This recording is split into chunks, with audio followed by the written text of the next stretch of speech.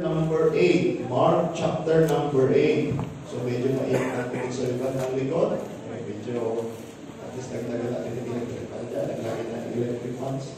At hopefully ma-restore natin, maayos natin yung air conditioner natin dyan sa ng likod. Mark chapter number 8. If you were there, say aloud, amen. Let's read verse number 35 down to verse number 37. Here is the Lord Jesus Christ speaking to His disciples concerning fellowship. Amen. And we can see here, brethren, the words of the Lord Jesus Christ. In verse number 35, the Bible says, "For whosoever will save his life shall lose it. But whosoever shall lose his life for my sake and the gospel's, the same shall save it. For what shall it profit a man if he shall gain the whole world and lose his own soul? Or what a man give in exchange for his soul?" The title of this message this morning is, "What shall it profit a man?" Let's go to the word of prayer. Loving Father, once again, we thank you so much for this wonderful day, a wonderful time that once again you give to every one of us. And thank you for allowing us to be in this great place this morning where we can gather together to glorify thy name. And thank you so much for the 17th fruitful year of the Christian Bible Baptist Church sa Lapungan, Tarlac City. Thank you so much, dear Lord, for our sending church, CBBC Fort Bonifacio, our pastor, Pastor Hilo Rena. Salamat po sa kanyang buhay, salamat sa kanyang vision. And thank you for the support ng mga members na nagmahal sa misyon, Panginoon. And this is the fruit of the labor ng bawat naging kabahagi. And right now, we're celebrating the 17 fruitful years. And salamat sa lahat ng mga idinagdag po ninyo, Panginoon, sa lugar na ito. All I can say is thank you so much, dear Lord. Bilang inyong lingkod at nilagay niyo po dito, ako'y nagpapasalamat. Salamat sa aking family, salamat sa mga members na tinagdag ninyo. Na aming makita ang inyong kabutihan at purihin ka, pasalamatan ka at ibabalik sa inyo po lahat ng pagpupuri sapagkat kayo lamang karapat-dapat at tumanggap po nito. Dear Lord, patuloy kayo magpala sa pag-aaralan namin ngayong po umaga, gamitin niyo po ako. All I want, dear Lord, is always my prayers to be a blessing. If there is someone na nandito po ngayong umaga na maaaring hindi pinapahalagahan ang spiritual na bagay, let it be that the Word of God will spoke to them this morning. Salamat po, Panginoon. Ganoon din po sa mga nasa virtual. We have a lot of brethren from our virtual this morning. Give us good connection so that they will be able na matanggap ang pagpapala ninyo mula sa inyong mga salita. Ito po lahat ang aking dalangin, for in Jesus' name I pray. Amen. Amen. Thank you so much. Please be seated in the presence of our God. As I listen for those testimonies, salamat sa Panginoon na tayo may nagiging bahagi sa gawain ng Panginoon. Amen. And as I listen to the songs, I know some of you members of this church, nagsawa kayo sapagkat ako dito sa harapan. At least ngayon, hindi na kumakanta. But I still praise the Word of God. Amen. For the past years, nagsisimula ako ang song leader, ako ang special number, ako ang preacher, ako ang usher sa offering. But salamat sa Panginoon, lahat yan, ang hindi ko na kung magawa yung magpakanta at magtugtog na sabay. That's a joke. Amen. And salamat kay Ma'am Tess. Salamat na nakasama ko sa mission at si Isa, 10 months old. At least dumating yung pagkakata na natuloy na rin silang kumanta, natutugtog at it's really a great blessing. And nakakatuwa sa mga kabataan dito sa simbahan natin na natutugtog sa gawain ng Panginoon. And even fathers, that you gave your time for the ministry. Maraming salamat po sa inyo. And dito sa ating talatang binasa, let's go on with our lesson. Medyo nag-overtime tayo ng konti, but I hope you don't mind that medyo its anniversary. And I hope na kayo po ay patuloy na magpalain ng Panginoon. Now, dito po sa ating talatang binasa here is the Lord Jesus Christ during His earthly ministry. Sabi ko nga po kanina, nagturo siya patungkol sa pagsunod, tungkol sa fellowship. At narito po yung sinabi ng ating Panginoon. Nagturo siya sa kanyang mga disciples at siya ay nangaral ng maraming beses. At nakita natin, this is recorded from the Word of God. And dati dito, in verse number 36, mga kapatid, ay nagsalita ang ating Panginoon all about business or economies. Alam niyo, pinag-usapan lagi ang ekonomiya. Ang ating Panginoon na hindi siya businessman. Pero mga kapatid, bakit dito sa pagkakataong nagtuturo siya, ay nagturo siya patungkol, binanggit niya ang business words. Sa mga business people, alam niyo po, lagi tayong nakatuon sa tinatawag na prophet. Yun. Hindi propeta, prophet. Okay? So lagi tayong nakatuon sa word na prophet. Okay? Kung baga ay kita. Yeah. Kunting puhunan, nakikita. At of course, sinabi din ng ating Panginoon yung word na loss. Lugi baga. Kaya makita natin, hindi siya businessman, hindi siya business person. The Lord Jesus was not a businessman. Why? He often speaks about money, pero dapat natin maintindihan, hindi sinapunta dito para sa pera. Kaya nga napakahalaga na makita natin dito, mga kapatid, nagsalita ang ating Panginoon patungkol sa tinatawag na gain and loss. Kaya nga, there's something na napagandang makita natin dito, mga kapatid. Na makita natin dito na ang mga tao ay lagi nag-iisip ng gain, lagi nag-iisip ng pakinabang, wealth, luxuries. But alam niyo po, makamtan man lahat ng bagay na yan sa mundong ito. Pero sabi ng aming Panginoon, what shall it profit a man if he shall gain the whole world and lose his own soul? If a man makes billions in profit and yet his soul ends up in hell, his profit will be lost. Amen? Kaya magandang naman lahat ng pera ng mundong ito. By the way, yan ang pinagsusumikapan ng tao na magkaroon ng kamtanyan kung yaman ng mundo. At kung nakamtanyaman, ang sabi po ng Bible, sa Panginoon, yan pa rin ay loss. Kaya nga sana mga kapatid, sa pamamagitan nito ay magkaroon po tayo ng kaisipan at nakita natin ang gustong ipakita ng ating Panginoon Jesucristo dito. Amen? Especially sa mga bisita namin, kung dumating kayo dito, wala kayong pagkaalam patungkol sa Panginoon Jesucristo na katiyakan ng kalangitan. Maraming salamat na diniwala po ako na maunawaan niyo po ngayong umaga at magkaroon kayo ng katiyakan po ng kalangitan. And that's the very purpose. Kung dumating kayo dito, hindi nyo matiyakan langit, uuwi kayo na mayroong katiyakan ng kalangitan. If you're going to believe the Word of God, if you're going to accept the Lord Jesus Christ as your Lord and personal Savior. Amen?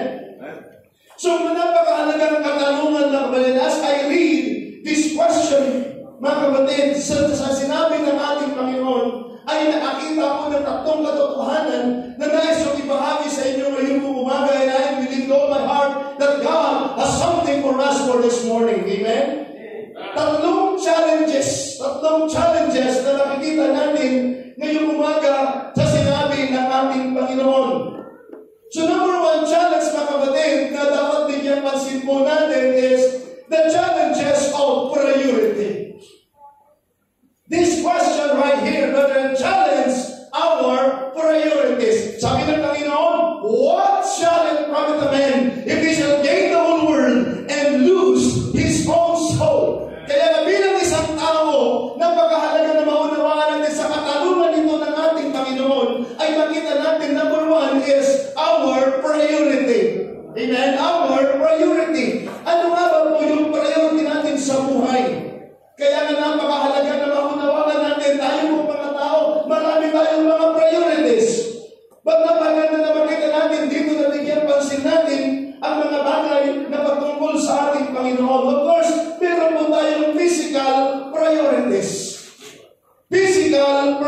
priorities. One involves of worldly things, and other involves for the preservation of the soul. Kaya nga po, kung ang ating priorities ay ating titignan, mga kapatid, makikita natin sa buhay natin kung ano yung prioridad ng bawat tao. Kaya nga ho, lahat tayo ay mayroong physical priorities. Well, in fact, yan ang patuloy na binibigyan pansin ng tao. Lagi tayo nag-iisip ng ating pagkain. Kaya nga po yung iba sa atin ay talaga namang sobra-sobra na sa pagkain. And we're always thinking for our physical priorities, but we need to understand, mga kapatid, na dapat bigyan pansin din natin ang ating spiritual priorities.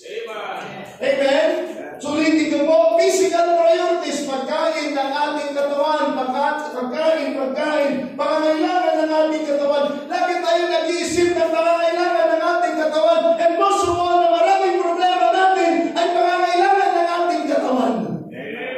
Nag-iisip ka ng damit, pero sobra ka na ng damit. Are you listening, amen? Nag-iisip tayo ng pangangailangan natin laging for our physical. Pero kaya naman ay hindi natin minsan binibigyan yung pagkain spiritual. Kaya kung i-align up natin, mga kapatid, ang ating priority sa buhay natin, saan dyan naka-line up ang Panginoon? Saan naka-line up ang mga bagay na patungkol sa Diyos? How important to you, brethren, to read your Bible? How important to you to pray to the Lord? How important to you to go to church? How important to you to involve in the ministry? Kaya katanungan ko po sa mga miyembro, mga kapatid, yun was my question for this morning. Gaano kahalaga sa inyo ang mga spiritual sa buhay natin, spiritual priorities? That's why sabi ko nga po, I thank God for those members who really understand yung ministry. Salamat po. Nagsimula ako, kaming family. At salamat as we win souls, as we go on visitation, as we go on discipleship. Salamat sa mga tao ibinibigay ng Diyos. Itinadagdag ng Panginoon dito sa simbahan at nakikita nila ang pangangailangan na pagkakabahagi sa gawain ng Diyos. Praise God for that. Pero still, marami pa rin mga tao na ang prioridad sa buhay ay puro pang-physical naman. Eh sa mga bisita namin na to talk to you this morning, dinala kayo ng Panginoon dito. Naniniwala ko sa inyo, naniniwala ko na ang Diyos ay may purpose sa inyo na upang inyo rin bigyan pansin ang inyong spiritual na buhay. Amen? Kaya nga pahalagahan natin ang pagpunta sa church, pahalagahan ng panalangin, pahalagahan ng pagbabasa ng Bible, pahalagahan higit sa lahat ang pag-aaral ng kaluluwa. That's always my challenge for the members. As we go on in the ministry, patuloy natin makikita ang pangangailangan ng mga tao na makilala nila ang Panginoong Jesucristo sa buhay ng pag-asa nila. Hindi ko rin sa inyong kaalaman, nagpaalam po ako sa inyo na pumunta ng mag-visit po ng Australia, and kauwi ko lamang last Thursday. Salamat sa inyo pong manalangin. And one thing na nakita ko po doon, mga kapatid, yung buhay ng mga tao. Nakita ko yung buhay ng mga tao, mga kapatid, sapagkat dito yung ginagawa natin na mag-doorknock, hindi mo pwedeng gawin doon. Pumunta kami sa isang suburb ang tawag nila isang barangay na kung saan nandoon ang lahat ng mga housing. So hindi pwede, hindi kagaya dito sa atin na kahit saan pwede kang magbahay. Hindi po ganun. Doon po ay mayroon lugar lang ng mga bahayan at doon lang pwedeng magtayo, at ang nagtatayo ay puro mga developer. Hindi pwede yung taong sarili niya magtatayo sa kanyang bahay. Hindi po ganun. Kaya mahal talaga, very expensive ang pagkaroon ng bahay. At alam niyo po, sa pinuntahan namin, napakalawak na subdivision. Nagbiyahe kami ng less than an hour para mapuntahan doon ang isang subdivision, isang lugar. At alam niyo po, for 2 hours time, wala akong nakitang tao. Ikot lamang kami ng ikot. Hulog ng hulog sa mga mailbox nila. Kung walang nakalagay na no junk mail, pwede mong lagyan ng gospel trucks. Pero marami kami nakita na nakalagay no junk mail. Sabi ko doon sa batang nakabali ko, What will happen if I will put the trust on it? Sabi ko, oh, Pastor, sabi niya, they will going to call the number and they're going to call the police. At sabi niya, hindi ko iba, mumurahin ka pa. Sabi niya, naglagay na dito, pasura sa amin. At maraming beses nangyari yun kay Pastor Daniel. Wow, sabi ko, grabe. Just imagine mga bakit ang mga tao puro trabaho, hindi mo sila maabutan sa bahay. At kung meron mula sa bahay man sila, matutulog na lamang sila. Bakit? Kinakailang habulin nila yung taas ng standard of living. Yes, dollar yung kinikita nila, but also they are spending dollar also. Hindi naman pwedeng sabihin na they are earning dollar and they're going to spend peso. Hindi po pwede. Amen? Dollar din. Kaya sabi ko, habang umiikot kami, sabi ko, nakita ko, grabe din dito. Kaya nga, kinakailangan makipag-appointment ka kung pupuntahan mo sila. And then, pagpunta din namin sa mall, hanap kami ng mga Pilipino. At maraming mga nakakatawang pangyayari, sabi ko sa akin, sapagkat tingin ko, sapagkat sa Australia ko, ngayon talagang multinational na din. Tingin ko, Pilipino eh. Size Pilipino, kulay Pilipino, itsurang Pilipino. And then, nagkatinginan kami, nagkakitihan kami. Nilapitan ko, inagbayan ko, sabi ko, kung saan nakakabayan?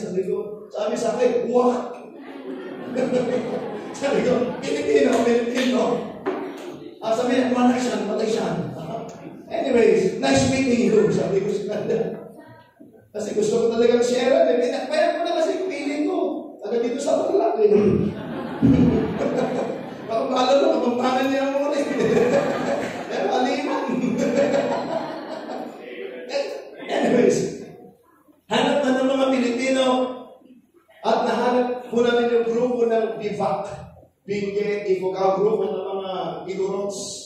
At nagkaroon ng contact and prayerfully, pag nasigong nakahanap ng contact, mag-isip ng isa, sunod-sunod na yun.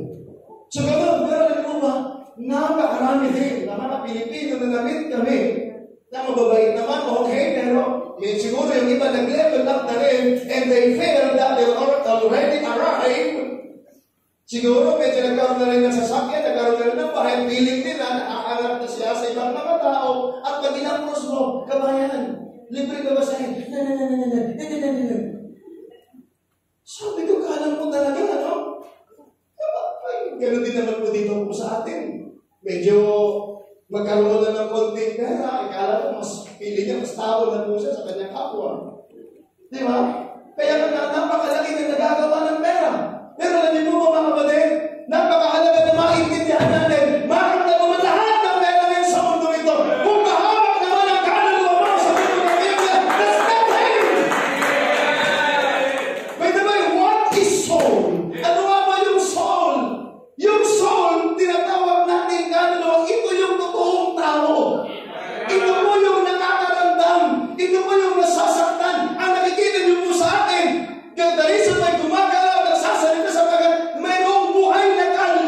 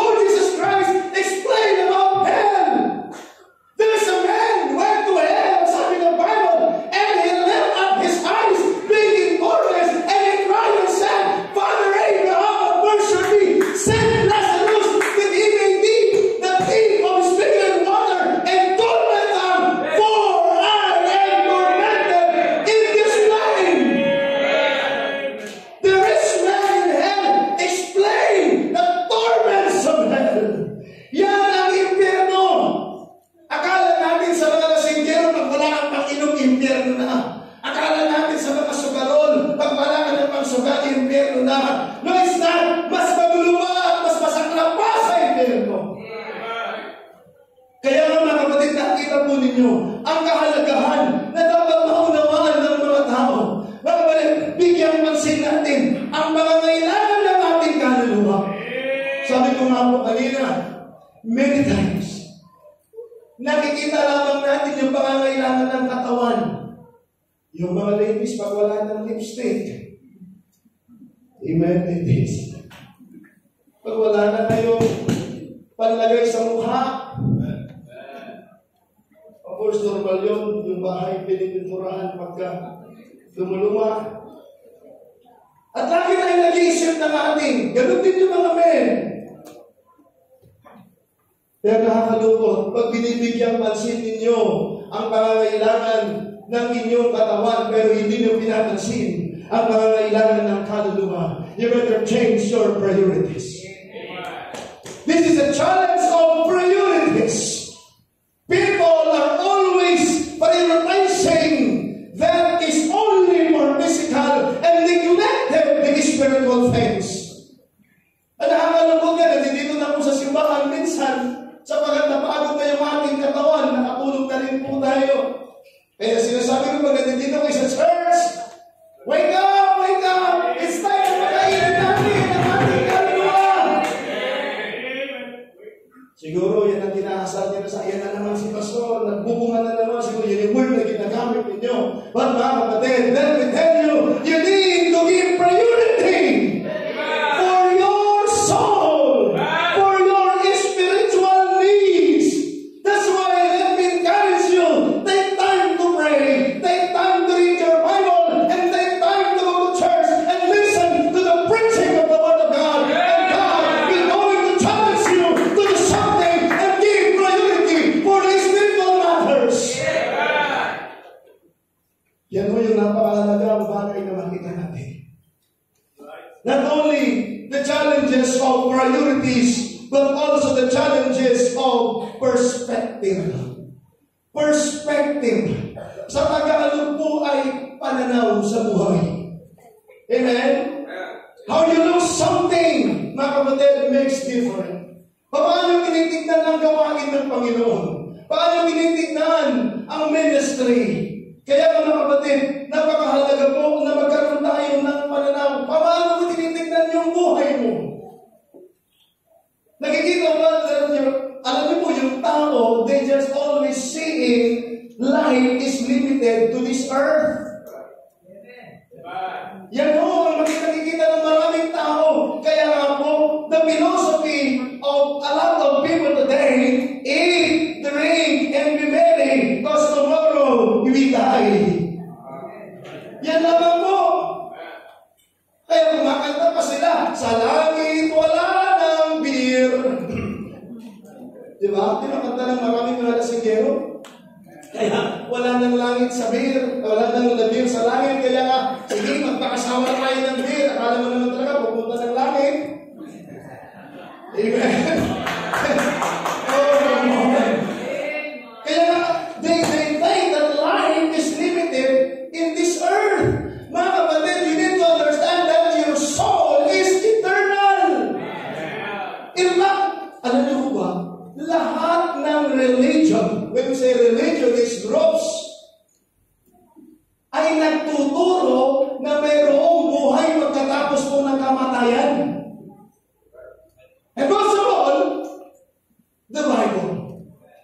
My Bible, our Bible, is very clear that there is life after death.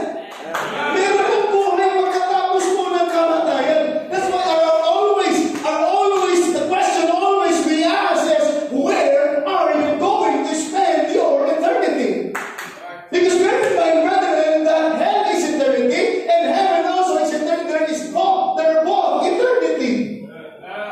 Akala po natin pagkatapos, kaya makita po ninyo, ito po yung problema ng mga tao doon po sa Australia.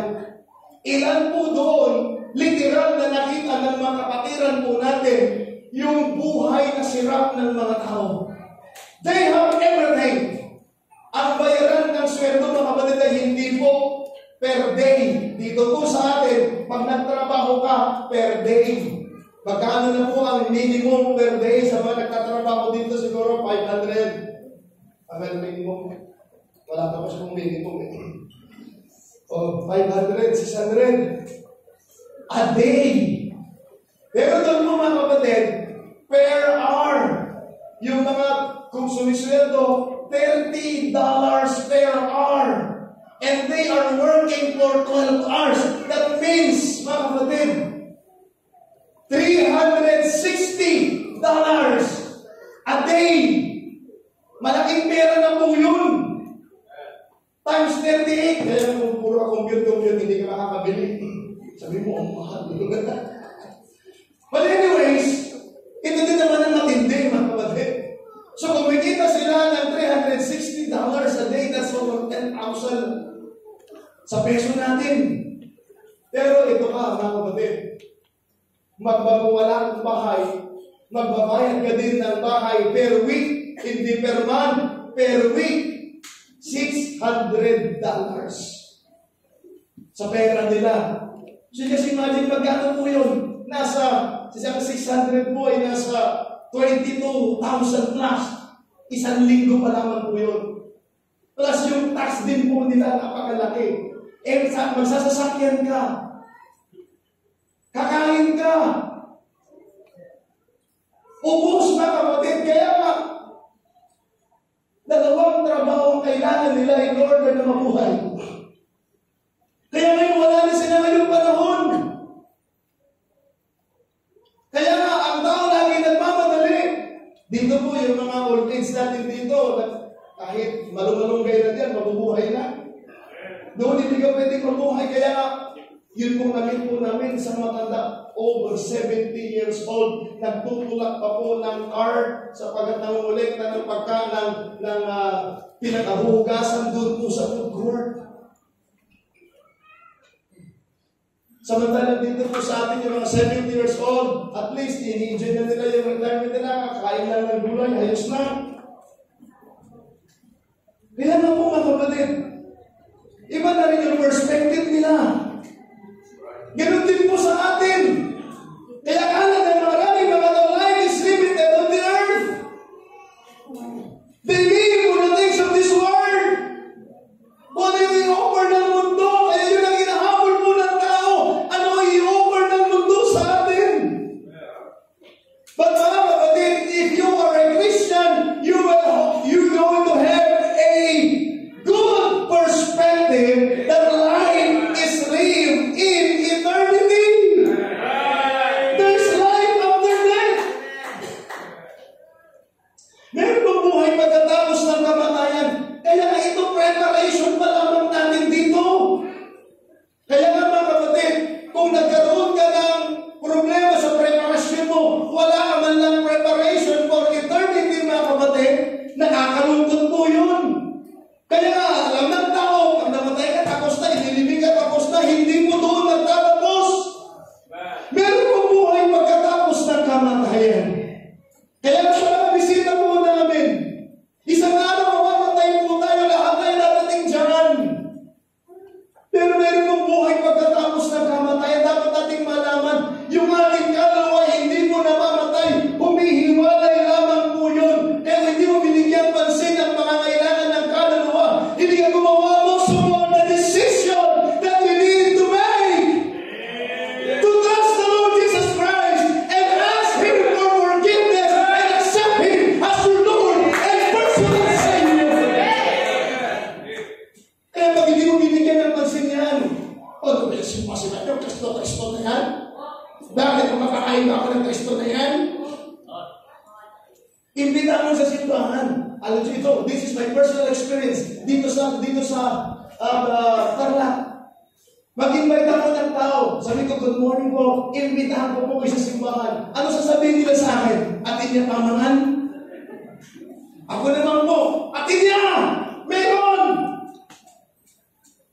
Sometimes, alam niyo po, tinitignan lang nila yung pangangailangan physical. Kaya nga, pag sinihir nila ako after the service, sabi ko, Pastor, meron pagkain. Sabi ko, meron. Hinahinan na kita ng pagkain. Pagkain spiritual. Pagkain ng iyong kaluluwa.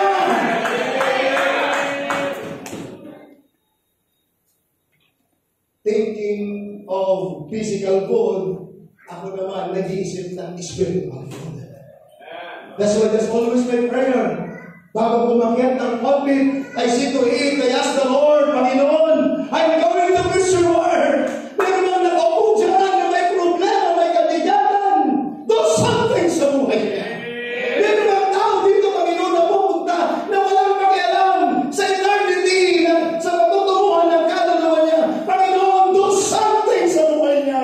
Baka ang tao may pera siya, di pinagmamalaki niya ang pera niya. Pero Panginoon, do something sa buhay niya. Na kailangan niya kayo, Panginoon. Alam niyo po, kailangan natin makita natin, magkaroon tayo ng malibawang pananaw na ang buhay pala natin ay hindi lamang sa mundo ito, but life is lived in eternity. Alam niyo po, pag hindi mo makita yung pananaw na yan, mga kapatid, blinded po talaga tayo. Mag-isip lagi tayo, pagkatapos ko, kaya sabi ko, that's the philosophy of a lot of people today. Eat, drink, and be merry, and tomorrow, we will die. That's life. Kaya i-enjoy na natin yung buhay natin dito. Pero bakit? Ang perspective niya is only in this life. Kaya nga sabi ni Paul, if in this life you have hope in Christ, you have almost miserable. Anong ibig sabihin? Kung dito sa mundo ito, dito ka lang nagtitiwala kay Kristo sa mundo ito, kawawa ka. Bakit? Mamamatay tayo dito. Aalis tayo dito. Kaya ang pag-asa ng mga Kristiyano ay hindi dito, kundi pagkatapos ng panahon natin dito. What matters is after sa mundo ito. Dito po limited, 100 taon, mayroong mga butil ng 100 years po sa atin. But, mga kapatid, huwag niyong ipagkapalit ang 90 years old, 90 years, kung 90 years old man kayo mabubuhay sa eternity na hinanda ng Panginoon doon po sa langit. Or eternity in hell. I do believe kung meron kang maayos na pananaw, maayos na pandinig at maayos na pangunawa, hindi mo pipiliin. Just like the rich man in the book of Luke chapter number 16, verses 23 to 24. Kaya nga po mga kapatid, if you're going to study the rich man also in chapter number 16, when was he realized that importante ang patutunguhan ng kaluluwa when he was already in hell. The first request is for him, and the second request is for his family. When was the last time na nanalangin siya doon sa impyerno? Sabi niya, I pray to them, Father, send missionaries, send pastors, send soul winners, for I have 5 brethren.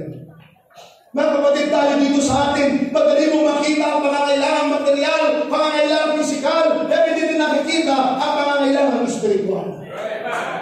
Kaya mga kapatid, it's time for us, members of this church, that's why bakit ito kayo pinupus. Hinahanap kayo, do something for God. Pray for your loved ones. Pray for your families, na magkaroon sila ng pananaw, na sa buhay na ito, ay dapat nila maintindihan. Temporary lamang tayo dito, at ang eternity ay doon sa piling ng ating Panginoon. A challenge not only priorities, but also challenges of perspective, and the last, the challenges of preparation. Here is the Lord Jesus Christ. He challenged the people of God concerning priorities that we need to prioritize spiritual things. He challenges that we need to have a spiritual perspective na makita natin ang pangangailangan, hindi lamang ng ating katawan, kundi pangangailangan ng ating kaluluwa. And also, He challenged that there's also a preparation. Amen? Anong klaseng preparation na dapat natin gawin? Paghahanda. Ito na agad niyo kung maririnig sa akin, greatness is in the preparation. Kaya napakahalaga yung preparation. Alam niyo po ba na tayo ay naghahanda patungo sa eternity? Kaya nga, dito napakahalaga yung paghahanda natin, pagbibigay natin ng panahon. Kaya nabigyan pansin natin ang pangailangan ng ating kaluluwa. Sabi ko kanina, people are concerned for physical bodies, physical shape. There are some na nagpapaopera ng ilong, nagpapaopera ng mukha. Bakit? Concerned lagi. Gusto niya, maganda siya. Wala namang masama dyan. Pero mahalaga yung nasa loob. Amen. Sabi ko nga sa inyo, napakaraming ginagastos ng panlabas, pero wala tayong ginagastos na panloob. At ngayon, nagtitigil na tayo sa simbahan, pinapakain ng ating kaluluwa, binibigyan tayo ng malibawang pananaw. Ay, ba naman yan si Pastor? Iniiwan na naman yan ako.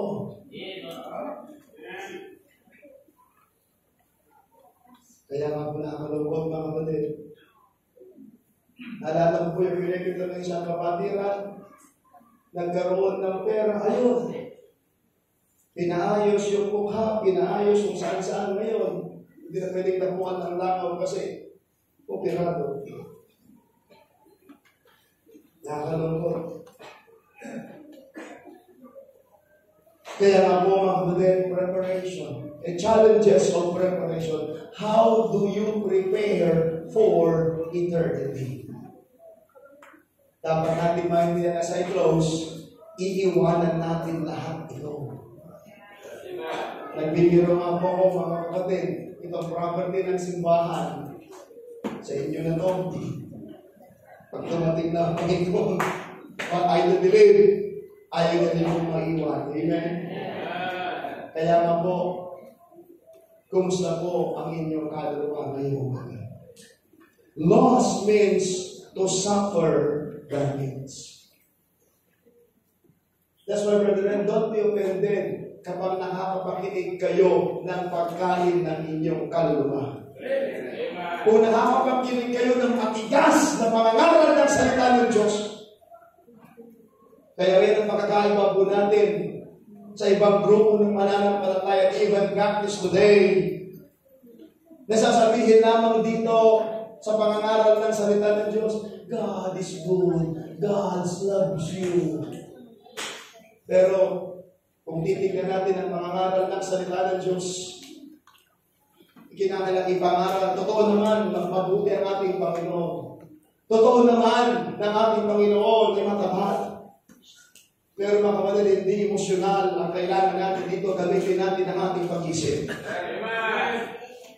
Ang nakakalungkot mga kapatid, kapag wala na tayong pakiramdam, matigas na yung puso natin.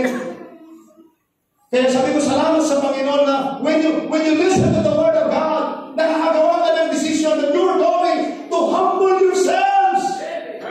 That's why kung merong invitation, sinasabi ko po sa mga ushers, kapag nahid ka ng mensahe at natanggap mo ang mensahe at nakita mo yung biyaya ng Diyos, iwanan mo yung upuan mo, manalangin ka, masalamat ka sa Panginoon. Please, naabot ka ang mga kailangan mo.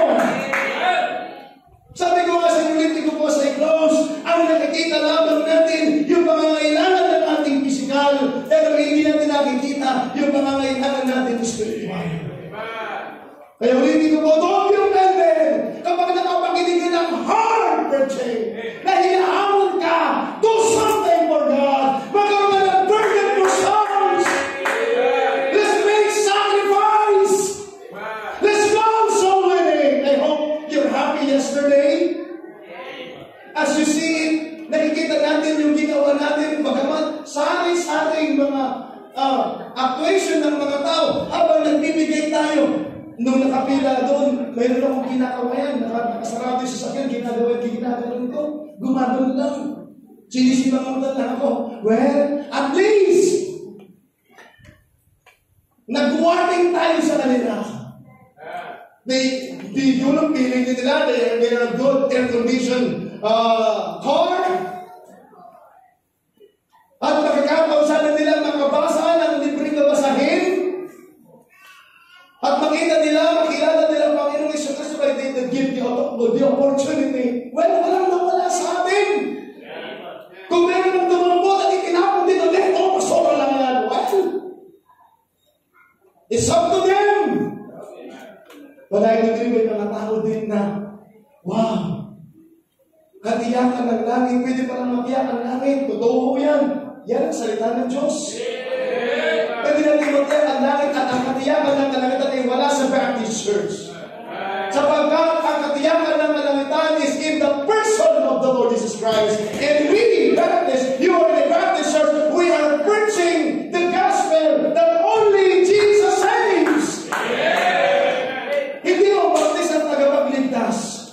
Ang Baptist ay nangangaral ng purong salita ng Diyos na kailangan tanggapin mo ang Panginoong Jesucristo as your Lord and personal Savior, and hinahamon ka ng isang Baptist preacher that you need to do something for the glory of God. One day, magtatapos tayo sa mundo ito. Ano ang preparation mo para sa iyong kaluluwa?